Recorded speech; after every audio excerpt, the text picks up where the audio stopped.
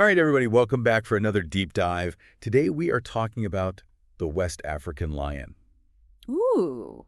Now, everybody knows about lions, right? The king of the jungle. Hmm. Well, this is not the king of the jungle. This is like the phantom of the forest, right? Yeah.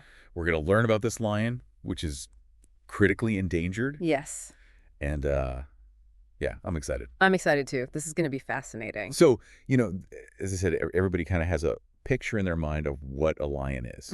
Yeah. The big mane out on the savannah. Right. This is different. This is a lion that is much more adapted to a dense forest environment. Yeah. So what can you tell us about that? Well, so one of the things is just their size, right? They're smaller. Okay. They're more compact. And the males have shorter manes, right? So not those big Oh, interesting. flowing manes that we kind of associate with lions. Okay, yeah. And they have this beautiful tawny coat that blends in perfectly with that dappled forest light. Really? So they're really masters of camouflage in that environment. That's so interesting. So it sounds like they're kind of like purpose-built for these dense forests, right? Exactly. Like a completely different animal than we might think of Yeah. when we say lion. Yeah. So where do these lions live today? Yeah, so unfortunately, their range has really shrunk dramatically. Okay. Historically, they were found across a huge swath of West and Central Africa. Wow. But now they're mostly confined to a few isolated pockets. Oh, wow. One of the most important is this place called the W. Arley Penjari Complex. Say that 3 times fast. I know, right? It's a mouthful. Arley Penjari, huh? It's called WAP for short. Okay, WAP, got it. But it's this massive protected area that spans 3 countries, Burkina Faso, Benin, and Niger. Wow, that's incredible. I know. It's a testament to how these countries are working together to protect these lions. So that's like a true transboundary conservation effort. Yeah, exactly. So how does that work? Well, you've got 3 different countries with 3 different sets of laws, 3 different, cultures. How do they manage to work together? Yeah, it takes a lot of coordination, Yeah. a lot of communication and resources.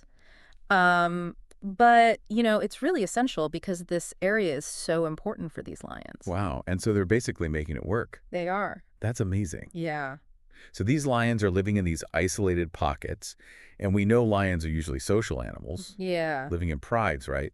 How have they adapted to this kind of fragmented habitat? Yeah, that's one of the really fascinating things about West African lions. Okay. So, unlike other lion populations that form these big prides, Right.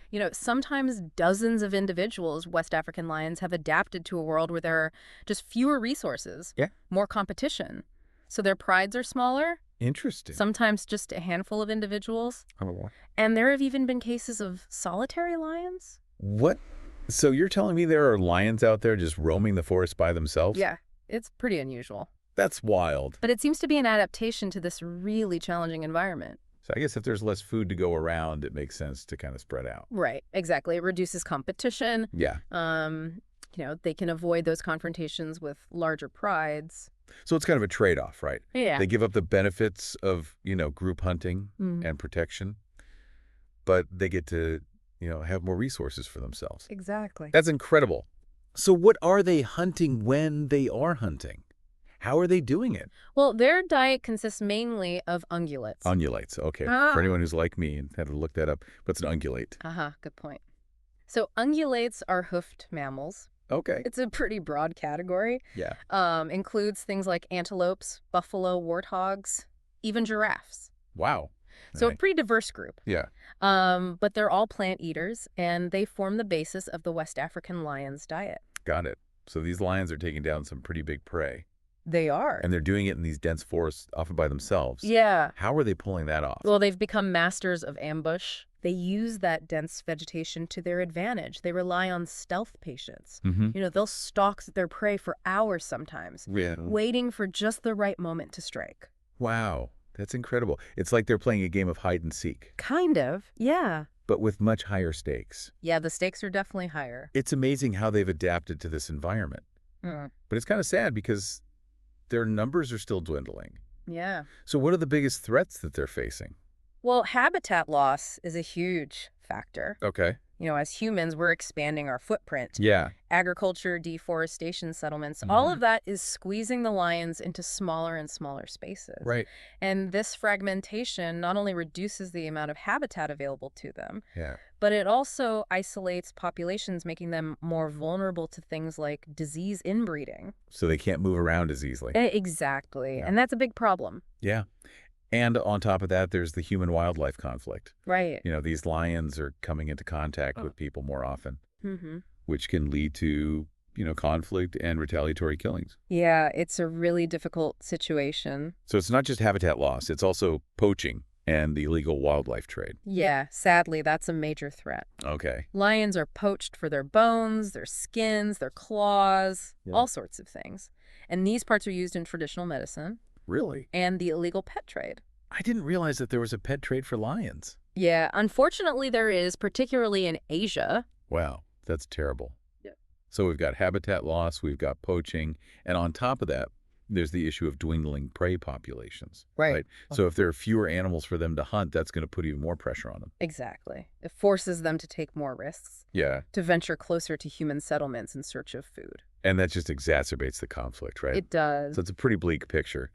It sounds like these lions are really up against it. They are. But I know there are people out there working to protect them. Yeah, absolutely. So tell me about some of those conservation efforts. Well, there are organizations like Panthera Okay. and the Lion Recovery Fund Okay. that are really leading the charge.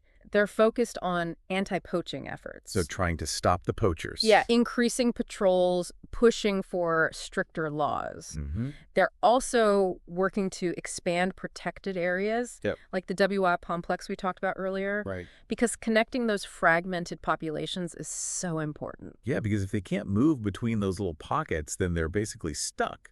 Exactly. And then they're more vulnerable to all those threats we talked about. Mm-hmm. So the WWAC complex is a great example of, international collaboration. Yeah. But what about the local communities? Right. The people who live alongside these lions? Yeah, that's a really crucial piece of the puzzle. Okay. Community engagement is essential. How so? Well, it's about educating people about the importance of lion conservation. Right. Finding ways to reduce human-wildlife conflict, and even involving those communities in conservation efforts. So like citizen science, kind of? Kind of, yeah. There are programs that train people as lion guardians. Oh, wow. So they're helping to monitor lion movements, prevent poaching. So they're like the eyes and ears on the ground. Exactly. That's fantastic. Yeah, it's really cool. So it sounds like there's a lot going on.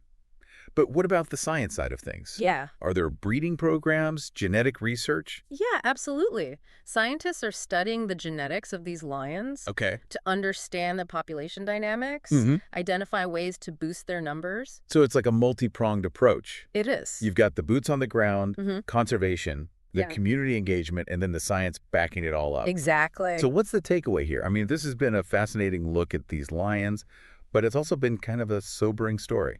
Yeah. What's the bottom line? Well, the bottom line is that the West African lion is clinging to survival. Okay. But there is still hope. And it's really a reminder that even in the face of these incredible challenges, we can turn things around if we work together. But it's going to take a lot of effort, right? It is. It's going to take collaboration between governments, conservation organizations, local communities. Yeah. Everyone needs to be on board. Everyone. So what can we do? Yeah. Even if we're not in West Africa, what can we do to help? Well, supporting organizations like Panthera Okay. and the Lion Recovery Fund is a great start. So donating money, spreading the word. Exactly. Even just raising awareness about the plight of these lions can make a difference. So educating ourselves, educating others, putting pressure on, governments and businesses to adopt more sustainable practices. Absolutely. All of that helps. Wow. Well, this has been a truly fascinating deep dive. A bit sobering, as I said, but also inspiring. Yeah. I think it's amazing to see the work that's being done to protect these incredible creatures and to see how people are coming together. Yeah, to try to make a difference. So thank you so much for sharing your expertise with us. It's been my pleasure. And thank you to all of our listeners for joining us on this deep dive. We'll see you next time. Bye-bye.